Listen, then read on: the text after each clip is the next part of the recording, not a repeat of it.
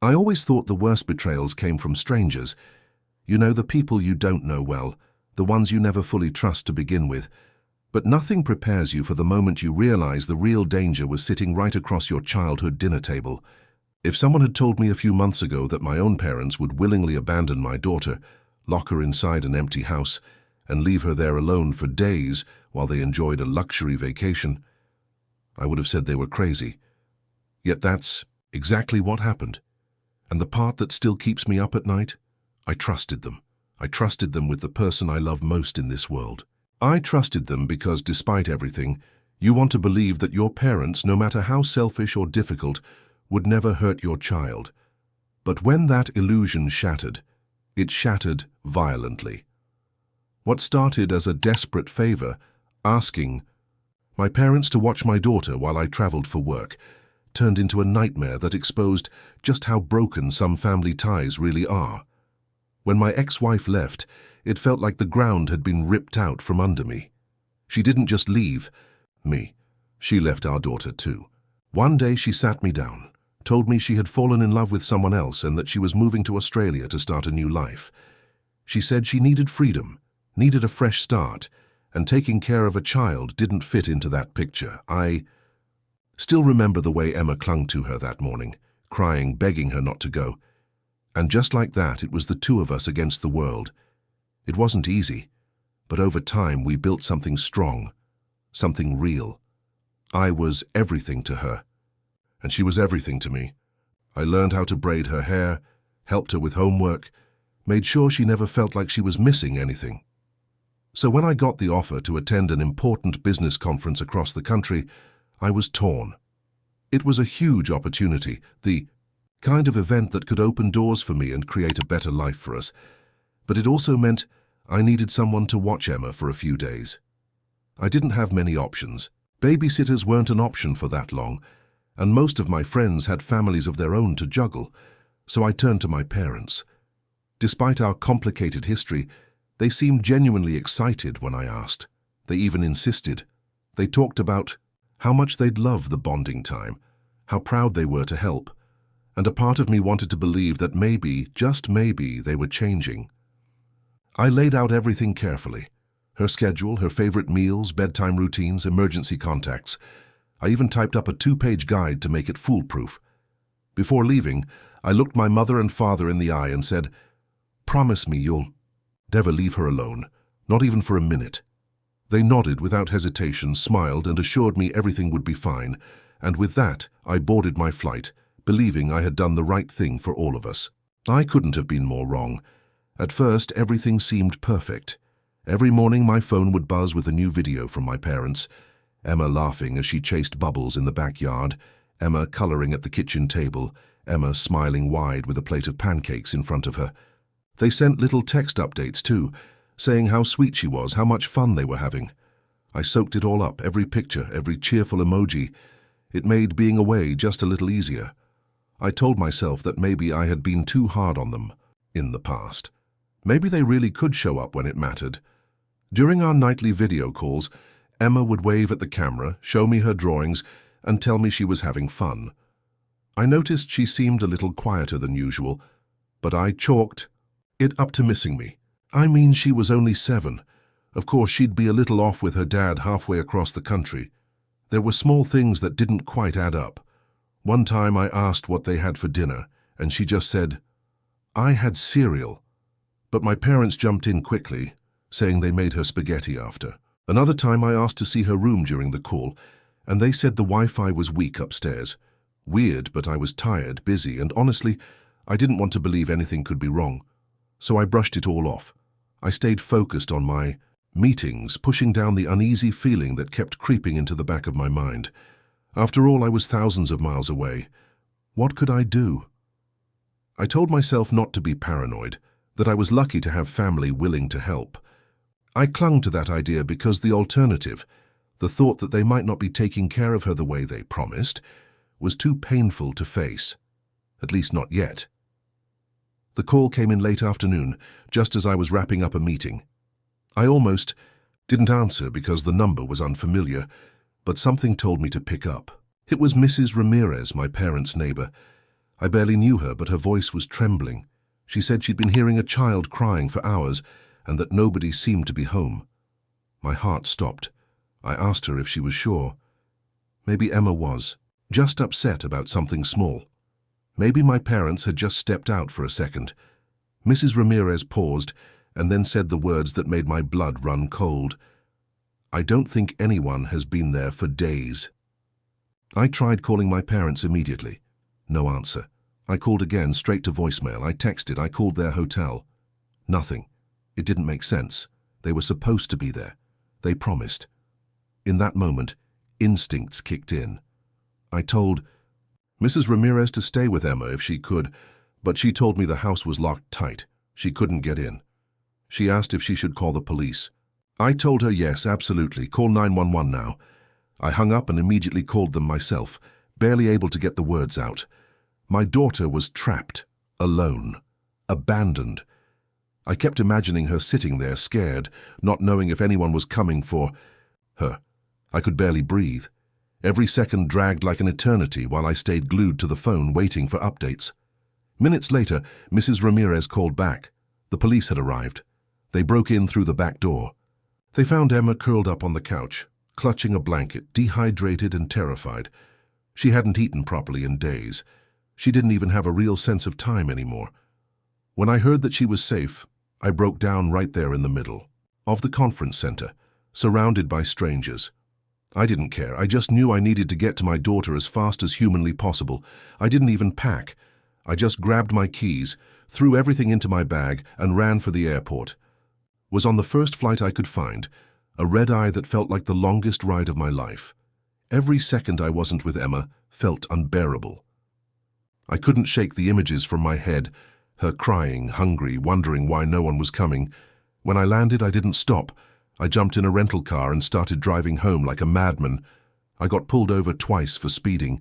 The first, cop saw the look on my face, heard me blurt out what was happening and just waved me on with a warning. The second gave me a ticket but told me to be careful. He said getting there faster wouldn't help if I didn't get there at all. He was right, but I was desperate. I needed to see my daughter. Hours blurred together until I finally pulled into my neighborhood around midnight. Mrs. Ramirez was waiting out front, sitting on the porch with Emma curled up against her. My daughter looked so small, so exhausted, her little arms wrapped tightly around Mrs. Ramirez like a life raft. I barely made it out of the car before Emma saw me. She ran as fast as she could and slammed into me with everything she had. I dropped to my knees right there on the sidewalk, holding her tighter than I ever had before. She was crying, I was crying. Even Mrs. Ramirez was wiping her eyes. It was like the world had gone quiet around us. I kept whispering over and over that she was safe now, that I was never going to leave her again. She clung to me, and for a long time neither of us let go. In that moment, nothing else mattered. Not the house behind us, not the cops still waiting for statements, not even the questions that were starting to pile up in my head. All that mattered was that I had her back. 2 days after Emma was rescued, my parents finally showed up.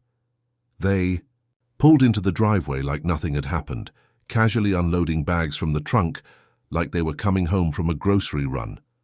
They were tan, relaxed, even laughing about some amazing steak dinner they'd had on their trip. I stood there in the doorway with Emma clinging to my leg, and something inside me snapped. I didn't yell, I didn't need to. The silence between us was louder than any words could have been.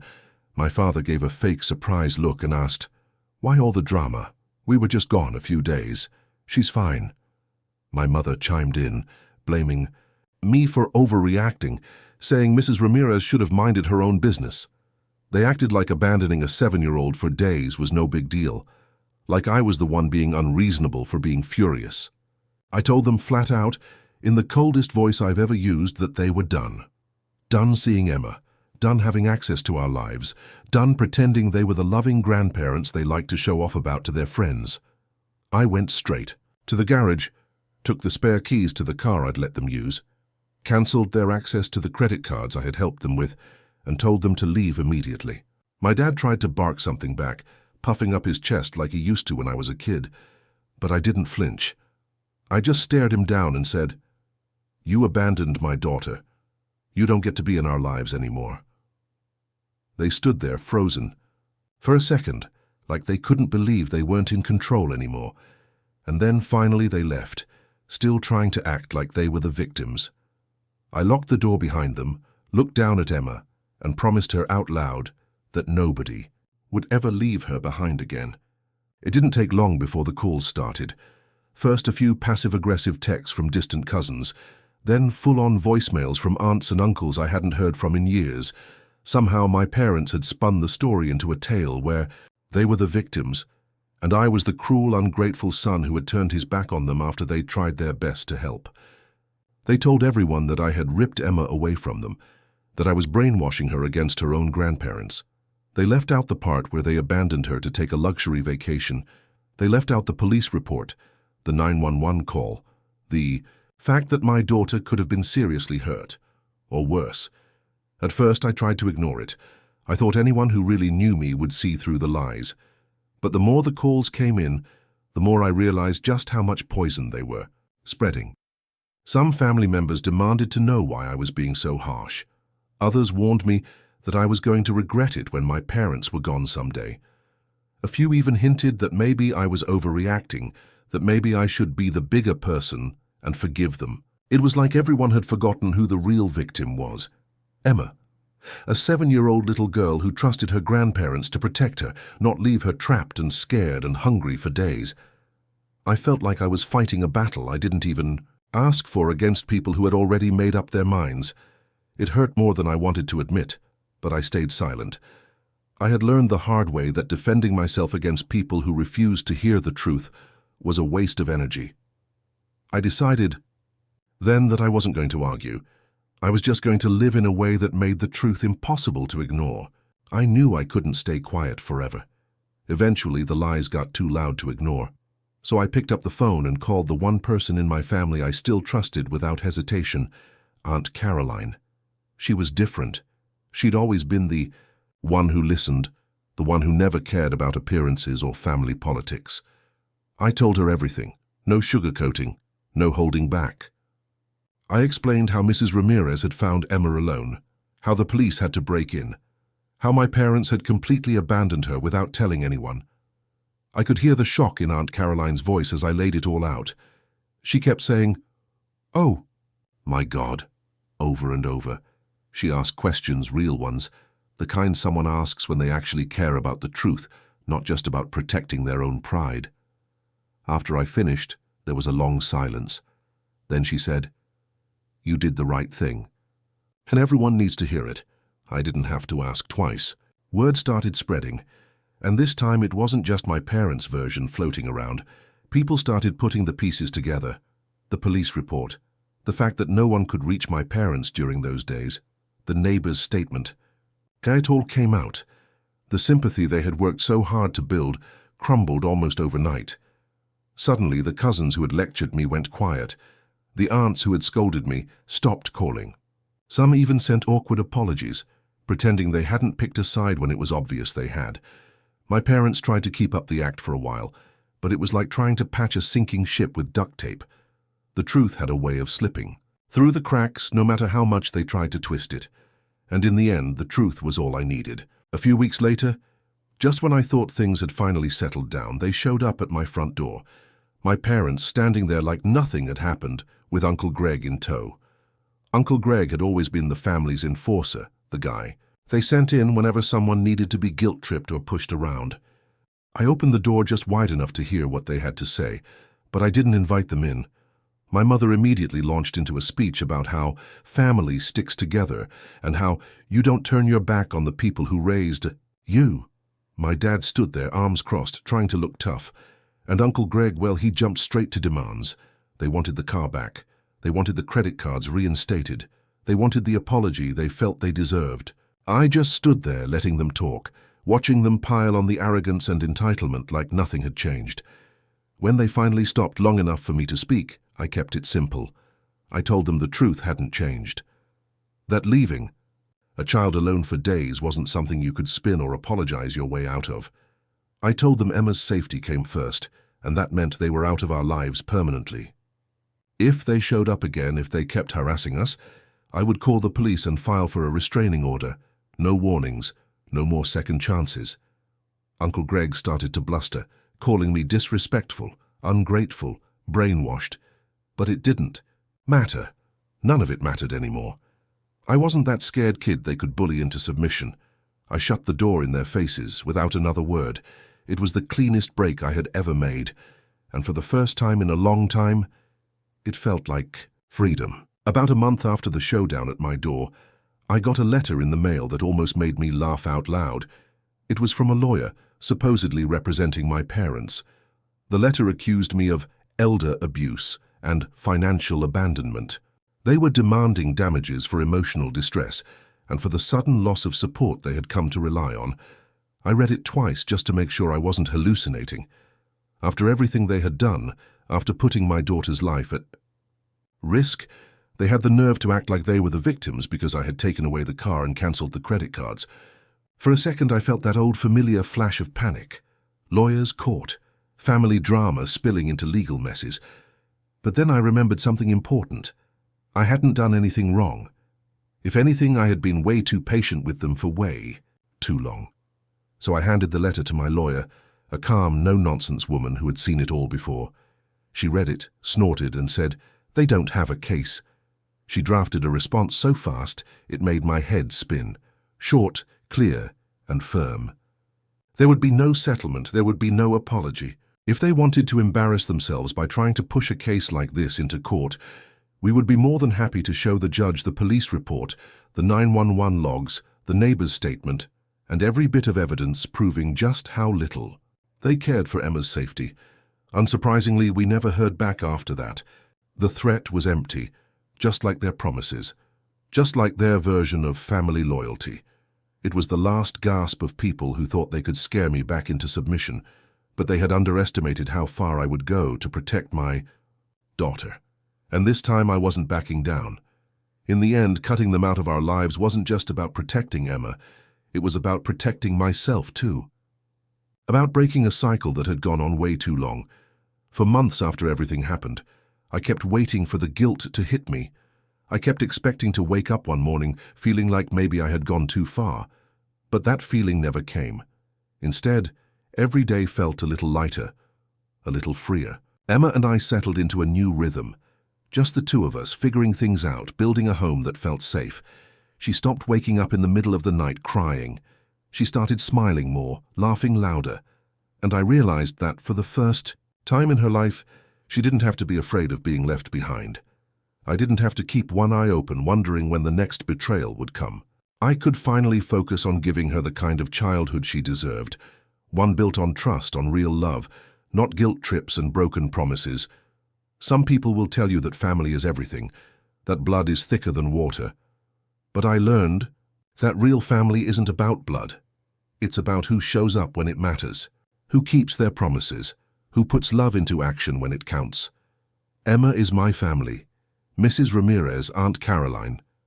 They are my family. And for the first time, that family feels solid. It feels real. It feels earned. If you're ever standing where I stood, facing a choice between clinging to toxic traditions or protecting the people you love, I hope you choose the harder path. The one where you walk away, even when your whole life has told you to stay. Because sometimes walking away isn't the betrayal. It's the rescue, and sometimes the only way to break the cycle is to break it completely.